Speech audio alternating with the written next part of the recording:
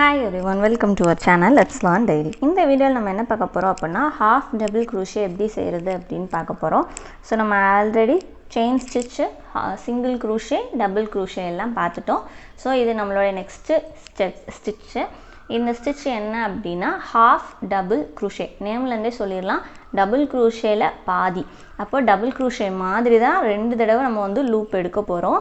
But என்னன்னா second time எடுக்கறப்போ நம்ம என்ன பண்ணுவோம் half double crochetல ஃபர்ஸ்ட் ரெண்டு அடுத்த ரெண்டுன்னு சொல்லி பிரிச்சு உள்ள yarn over பண்ணி இழுப்போம். அது மாதிரி பண்ணாம மூணு லூப்பை மொத்தமா ஒரே இதுல எடுத்துட்டோம் அப்படினா அதுதான் என்ன அப்படினா half double crochet. சோ இதுக்கும் நம்ம எப்பவும் போல chain stitches தான் போடணும். சோ ஃபர்ஸ்ட் chain stitches போட்டுக்கலாம். சோ 10 chain stitches போட்டுக்கோங்க. அதுக்கு அப்புறம் என்ன பண்ணனும் எப்பவும் போல உங்களுடைய threadல ஒரு slip knot போடணும். சோ போட்டாச்சு. போட்டதுக்கு அப்புறம் உங்களுடைய yarn ஹோல்ட் பண்ணிக்கோங்க. சோ சில பேர் இப்படி ரொட்டேட் பண்ணி பிறகு ஹோல்ட் பண்ணுவாங்க. எனக்கு இப்படி தான் பண்ணுவேன்.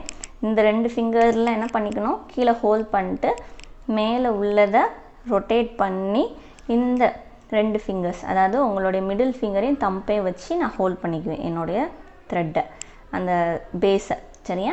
சோ இப்படி தான் போடுவேன் நான். சோ இந்த இடத்துல டைட் இருக்கணும். மேலே பிடிக்கிறதுல கொஞ்சம் லூஸ் இருக்கணும். சோ அப்பதான் உங்களோட த்ரெட் உள்ள விட்டு எடுக்கிறதுக்கு உங்களுக்கு கம்ஃபர்ட்டபிளா இருக்கும்.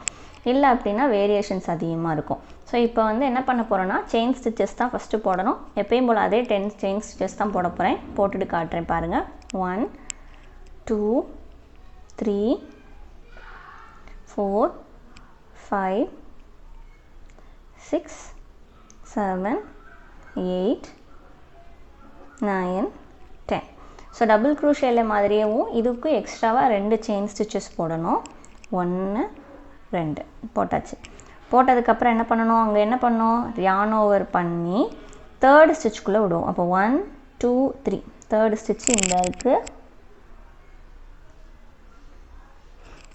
உள்ள கூடி விட்டு எடுத்துட்டேன். எடுக்கும்போது எனக்கு இப்ப 3 stitches இருக்கணும். சோ அந்த 3 stitches குள்ளேயும் half double crochetல என்ன பண்ண போறோம் அப்படினா இந்த 3 லூப் குள்ளே மொத்தமா விட்டு எடுத்துறோம். பட் டபுள் crochetல என்ன பண்ணிருப்போம் ஃபர்ஸ்ட் ரெண்டுக்குள்ள விடுவோம். அடுத்து ரெண்டு கிடைக்கும். அகைன் இதுக்குள்ள விட்டீங்க அப்படினா உங்களுக்கு ஒரு ஸ்டிட்ச் கிடைச்சிருக்கும். ஓகேவா? ஆனா இங்க என்ன பண்ணுவோம் அப்படினா இங்க என்ன பண்ணனும்னா அந்த 3 ஸ்டிட்ச் குள்ளேயே மொத்தமா விட்டு எடுத்துறோம். அப்ப ஒரு தடவை yarn over பண்ணிட்டு உள்ள கூடி விட்டு எடுக்கும்போது வர அந்த 3 லூப் குள்ள கூடியும் மொத்தமா விட்டு எடுத்துறணும். சோ எடுக்க வரல அப்படினா ஒவ்வொரு ஸ்டிட்ச் குள்ளே அப்படி விட்டீங்கனா வந்துரும். வந்துருச்சா? சோ அகைன் yarn over முதல் தடவை மட்டும் தான் ரெண்டு இத ஸ்கிப் பண்ணனும். இப்போ நீங்க அதை விட தேவையில்லை.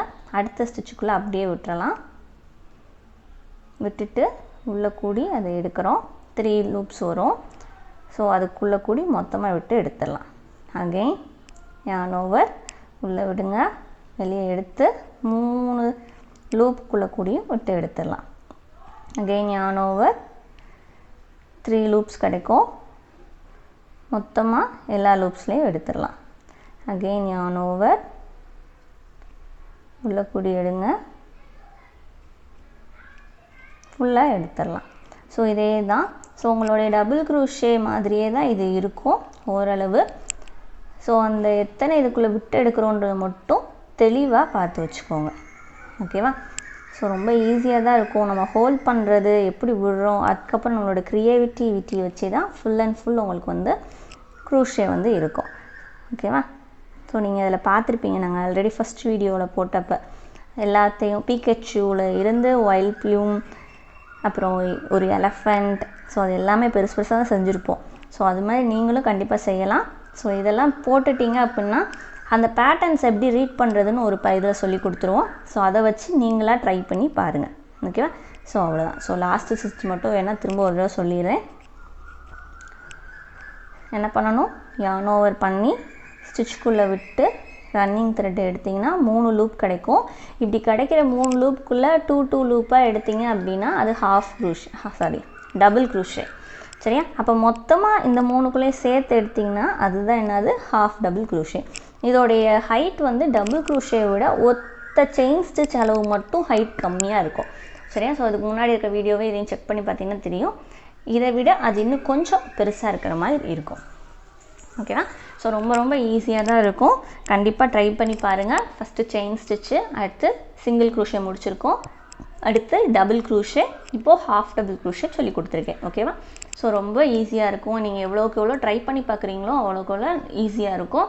இதையும் ட்ரை பண்ணி பாருங்கள். இதுவும் பேக்ஸு இல்லைனா உங்களுடைய ட்ரெஸ்ஸு. ஸோ இந்த டபுள் க்ரூஷே போடும்போது, ஹாஃப் டபுள் க்ரூஷே போடும்போதெல்லாம் கிராஸ் பண்ணிலாம் போடுவாங்க. Cross double crochet, cross half double க்ரூஷேலாம் பேசுவாங்க அதெல்லாம்.